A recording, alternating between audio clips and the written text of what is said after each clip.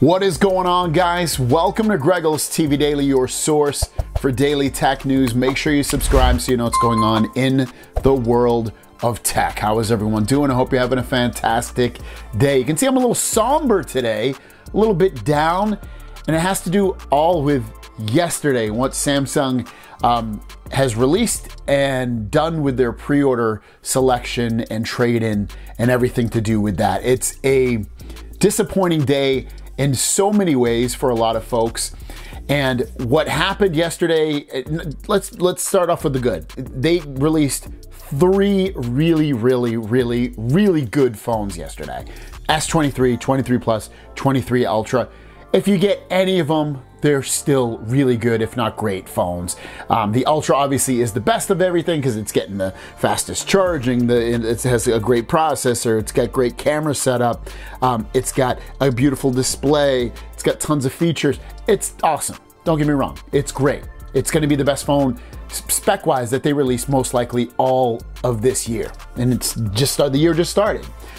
But what they did with the trade-ins and the value of all of that is awful. But let's first talk about why it's probably like that. I think one reason why the trade-ins are so low and so bad and basically 50% of what they were in the past is because the fact that Samsung has announced that they lost, or they didn't lose, but they made 8 billion less than they normally did versus last year. It's crazy. When you compare it, that's a lot of money, and that's gonna probably increase as time goes on. The second reason is you look at the S23 line, it's the same as the S22 line in a lot of aspects. I mean, the S23 line is a better phone, but it's not a huge jump in a lot of places to where most people probably won't even upgrade. So I think it's gonna be a low selling phone at that. When you factor those two things in, which are major things, I think that's why we're seeing really low trade-in values. Now, if you're trading into the carrier through Samsung or your carrier alone, you're probably gonna get a better trade-in deal. You know, you can get up to $1,000 or up to 800 bucks or whatever the deal is with the carrier, have it be T-Mobile, AT&T, or Verizon. You can get some still really good trade-in offers. But if you wanna go unlocked, which is what I always recommend, and I recommend unlock phones because software-wise, you're not getting any, when you boot up the phone, you're not gonna see Verizon, AT&T, or T-Mobile's logo show up before Samsung's or after Samsung's. You're not gonna get any pre-installed apps from your carrier on there that you either cannot get rid of or they do wanna get rid of. You're getting a pure experience. Nothing's been disabled, nothing's been dumbed down. You're getting the full Samsung experience the way Samsung wants you to get that. Also to take into consideration that, you know, if you're not locked into a contract with your carrier, if you buy an unlocked phone, which is great, you're not having to stay with them for 30 months or 2 years or whatever it is. You can take that phone, take the SIM card out, and put any other SIM card in it in America, and it'll work just as good as any other phone that on that network. Or you can bring it to another country, and it will work really well. Might not have all the bands, but it's still going to work really well. You don't have to do anything with your carrier or anything like that. It'll just work if you put a different SIM card in there. That's why I love unlocked phones. They're great.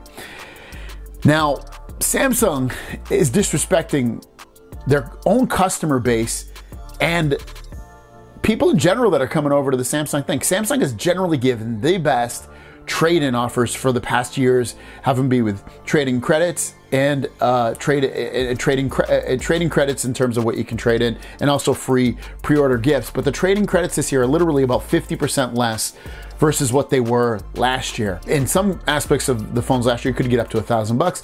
This year, the most you can get is $750 for a Z Fold 4, which is almost a $2,000 phone, and this phone just came out a few months ago. How disrespectful is that? The other disrespectful part is you have an S22 Ultra, which is their best phone from last year, spec-wise, and that phone's only $500. Previously, it was, you know, between $800 and $1,000 trade-in, which is insane, the huge drop that they do on that.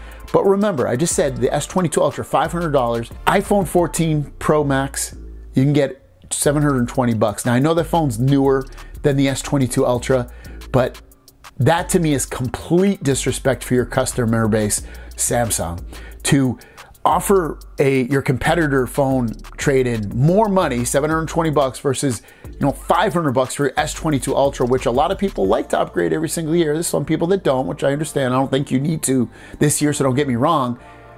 But when you compare that, I think you should always reward your customer base more than you do, an outside vendor. Keep that loyalty coming, but you also want to build up your outside customer base from iPhone. So I don't mind them giving a good trade-in value, but they should either be equal or super close to each other, not $220 less. It's crazy. It's seriously freaking crazy, and I find it disrespectful.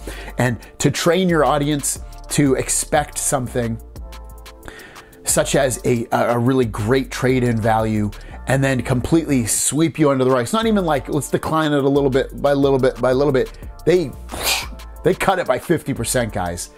Sometimes even more. If you have an older phone, you're getting nothing, like a couple $100. Whereas last year, you could have got maybe $400 or $500 for that same similar type phone. It's insane. It's so insane to me. It's scary in a way too. I don't want Samsung to fail. I love Samsung phones. Samsung Galaxy Z Fold 4 is my daily phone. They make great devices. They make great products. Customer service is okay, not awful, not great either. Sometimes in the middle of the road. Sometimes it is bad. Sometimes it's great.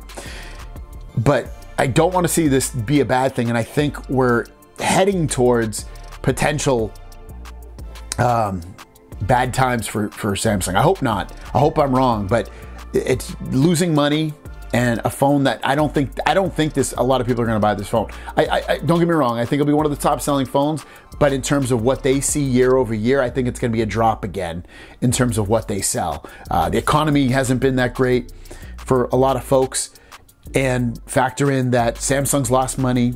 And then the third factor in is the trade-in values aren't great. If you're buying the unlocked phone, or sometimes even with the carrier phones, you're not getting a good trade-in, dependingly if it's a slightly older phone. So it depends. But they're really pushing people to buy the carrier version versus buying it through them directly. So what are your thoughts on that? I really, really want to know. I'm not going to take any questions today. I answered 1 million yesterday on my live show with Wayne on there. So I'm kind of disappointed. Let me know your thoughts on this. I'm dying to know what you guys think of this. Am I wrong? Am I right? How do you feel? In the chat room yesterday, a lot of you were like, before I even basically said a word, you guys were shocked and severely disappointed. Let me know your thoughts. Have a great day, and we'll see you down the road. Peace.